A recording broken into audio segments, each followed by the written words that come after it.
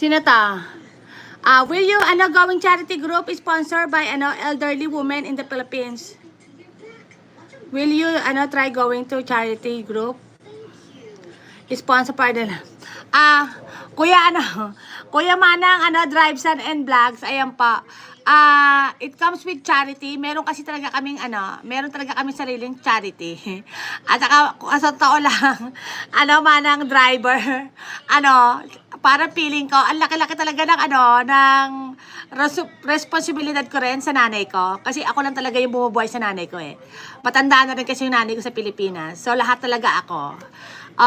Kasi lagi din siya, mayroon siyang appointment sa doktor, mayroon din siya mga gamot. So siguro ang laki-laki talaga ng ng obligasyon ko talaga sa nanay ko since namatay talaga yung tatay ko last year lang. So since nawala talaga yung tatay ko, ako na talaga yung sumasagot sa lahat, mga gamot ng nanay ko. May diabetes yung nanay ko, lahat. Ang dami talaga. Tapos ngayon dinadialysis din yung nanay ko. So, it's about the gastos talaga. Sobrang magastos talaga po.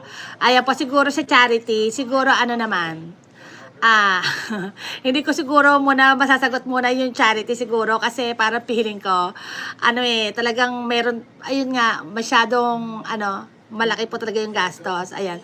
Kaya mga kapitbahay, sa totoo lang, nagkatrabaho talaga ako everyday tapos nag-extra oras talaga ako para talaga masuportahan ko talaga yung nanay ko din. Talagang may sakit talaga siya. Tsaka matanda na rin talaga eh.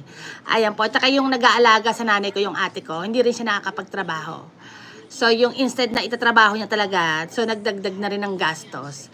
Ayan pa. Mga kapitbahay, ayan po.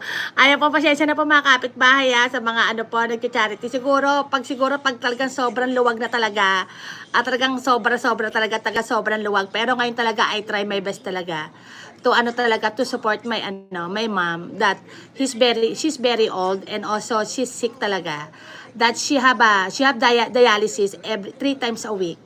So I don't know how long it's gonna be the dialysis, but it's very expensive. It's because it's a private. Because there's no public where she at right now when she live in the Philippines.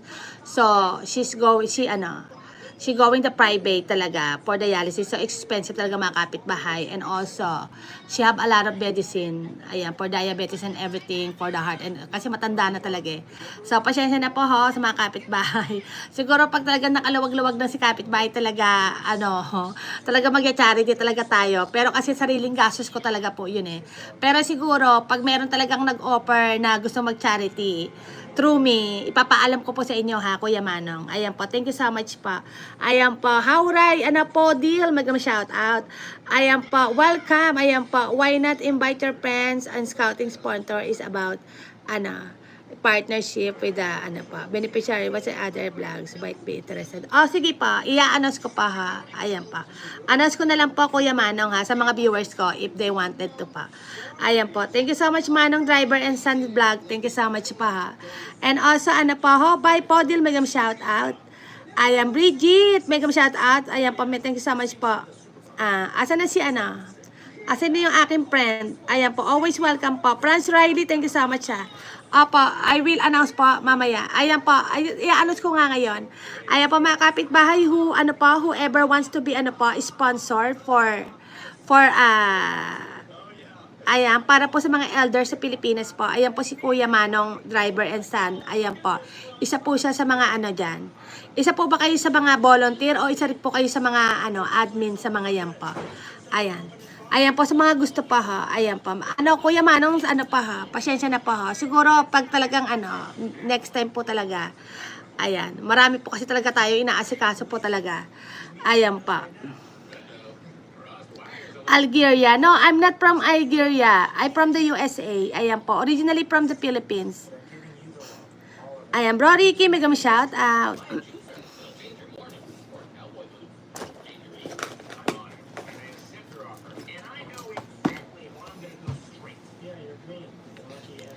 Ayan, Manong Driver and Sons Vlog, megam shout out.